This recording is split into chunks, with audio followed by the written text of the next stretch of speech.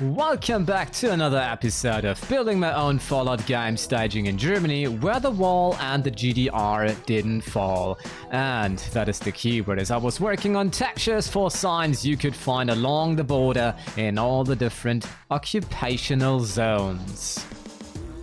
I decided to reutilize the 3D models of the factory safety signs, as they tend to be way larger in size than the normal road signs. For that, I simply looked up in the creation kit what the BGSM material file of one of these is, with double-clicking it, then clicking on Edit at the model section, and inspecting the displayed list. But what does anything of that even mean? This is a Monster Energy can. Don't worry, this is no advertisement, we need this for reference. This can is an item because I, the user, can pick it up and I can throw it around and I can consume its delicious content. Though, one might argue it's not delicious at all. They didn't mean it, don't worry, they didn't mean it. This can also has a shape, to which we refer to, as a model. A model would be empty if it didn't have a skin to it, to which we refer to as a material. And a material consists out of multiple layers, to which we refer to as textures.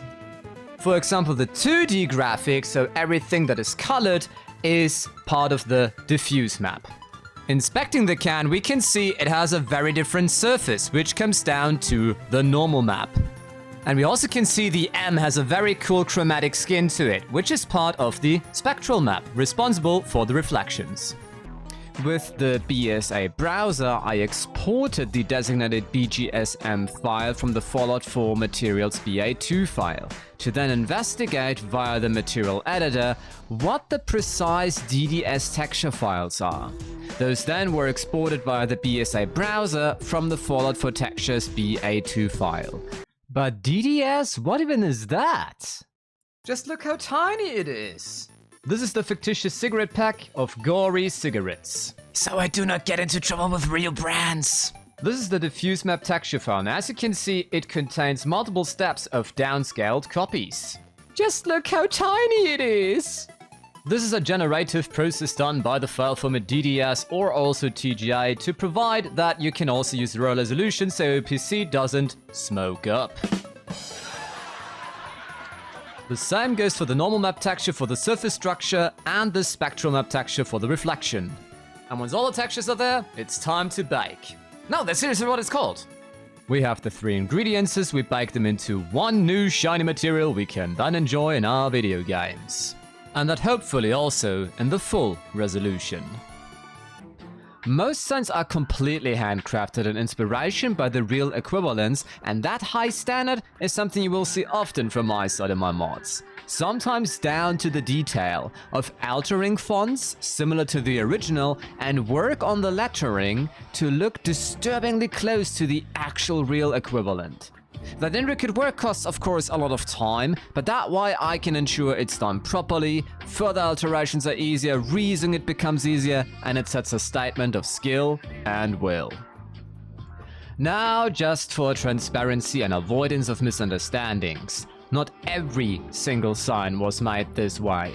For a very few, I dared to isolate the lettering of real photographs to be put into the textures and enhance it in my image editing software a little. The decision of each individual case is made based upon my personal knowledge of fonts and approximation of time investment valued versus the effect. Meaning that if I couldn't recall a font similar to the displayed one at all, or it requiring to include multiple types like Cyrillic, but Cyrillic not being available in a font similar enough, unlicensed images were taken and the lettering manually cut out through the selection tools of GIMP, the program I use for image creation. Yeah, this was probably the most complicated way to say I'm not making use of any generative AI, was it? Which would be absolutely useless in my case here anyway, considering we worked in the law that East Germany had a language reform that makes them use a unique way of Cyrillicized German, which an AI wouldn't know, nor keep it consistent for multiple instances, as it de facto isn't real hence. It's also not entirely made up though, as it's based upon real plans of the East German government with my own approach to it. I also sat down to integrate more traffic signs since I accumulated enough ideas for more. The problem there has been that most signs in Germany are round, while the textures we have are predominantly square signs and their bounds are defined by the 3D models and not through an alpha map in the texture itself alone. Wait, what did Viner just say and what does it mean? Let's take my good old body Clutter Genslime A for example. It's a flat 3D model that I reused plenty of times for various textures. It serves as a transition of snow to dry areas, graffiti, murals, and even signs, or welded emblems. The way this is done is that the flat surface of this model has an alpha channel attached to it that allows for transparency, so that you can put in a logo without any background color, almost like a vector graphic, a PNG instead of a JPEG if you may want to super simplify it. However, this does not work for the signs because the 3D model is not shared between the different signs. It is merely the texture that is. That means that the 3D model takes its data of dimensions from itself and not an attached texture. And so, if I was to make a square sign round, the backside of it would still be square, unless I make that round too. But that means that the square signs have a round backside. That one is the backside of every single sign you see here. That is automatically adapted to the object, to the 3D model. So the size of those textures or the size of the signs are defined by the 3D model. This is why I'm rather conservative when implementing more textures unless we fill out a file properly. And then it also has to be weighed whether the work is worth the effort or if it's too much of a detail. But then, people will crawl into narrow spaces on European maps to complain the power outlet is wrong. Well, the deeper you look, the more errors you will find. Anyways, back to the topic. I also worked on implementing the flags of the Federal Republic of Germany, the German Democratic Republic, and the Soviet Union. For the Soviet Union's flag, I put in some extra attention to make the hammer and sickle seem way more thicker stitched.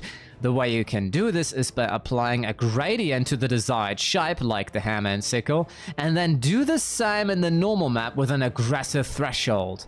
Similar detail was put onto the emblem of the German Democratic Republic's flag, but also on some flags of the post-war factions. Here you have a little teaser of how this would look like in the game itself once all the textures are baked together into one shiny material. Last week, I briefly covered the creation of the Humboldt University in Berlin. If you missed that one, it's in the info card right now. That was meant to be transformed into a socialist university by occupying Soviet forces. I decided to play with that thought and implement additional textures for the banners in-game to contain coat of arms of allied communist and socialist states. To make it look properly as a part of the cloth texture, you can select by color from your reference and just colorize the original texture in place to your desired color. I recommend starting with monochrome colors first, starting from dark to bright, from background to foreground. I didn't make new normal maps for each of them, merely diffuse maps so we don't overdo it on file size. But the banners will serve greatly for one more thing, because it would be a little bit dumb to just implement banners for this one location. What is the first thing you think of when you think of Germany? Oktoberfest? Of course you do! Well, that is planned for West Germany. What could the East Germany's tradition be instead of the Oktoberfest? What else can you think of that happened in an October? Well, besides my birthday on October 30th. And the detonation of the biggest bomb ever built, the Tsar bomber that had the nickname Vanya and detonated ironically on the 30th of October too. Well, anyway. Representing Revolution Day! To counter the evil West, nah, not you, Saber Cowboy game, the East Germans established in our timeline the celebration of the October Revolution that caused the uprise of the USSR, which ironically is capitalized. A day that celebrates socialist and communist unity, and hence those banners of various coat of arms of socialist and communist countries make a lot of sense. But then we also can reutilize them for embassies. Man, are we lucky that October is the month of disasters. Looking at you, Scorpions. Oh, wait a minute, I'm a Scorpion too. And my life is a disaster. Well, I think there might be a connection. Anyway, back to the topic. one more final texture to cover here. As I was using the deco ceiling for another project I'm involved in that takes place in New York City, known as Fallout Empire West, they reminded me of the ceiling styrofoam panels you sometimes see in offices. So I decided to create such textures for materials that then serve greatly in office interiors henceforth. For time-savvy measures, I just made one square, then duplicated it a bunch of times and mirrored it before applying a white color to it and add an HSV noise to make it look like styrofoam already by the diffuse map alone. Of course, it also received an own normal and specular map that is shared with variants of this, but making something look good already in the diffuse map is extremely useful to sell the pitch. I hope as always you liked this video or found some informative material in it. Huge massive special thanks goes to my Ko-fi supporters. Have a wonderful day or a wonderful night, whatever time zone it is for you, and I catch you another time, another day. Auf Wiedersehen! Outtakes. Sometimes down to the detail of altering fonts similar to the original and work on the lettering.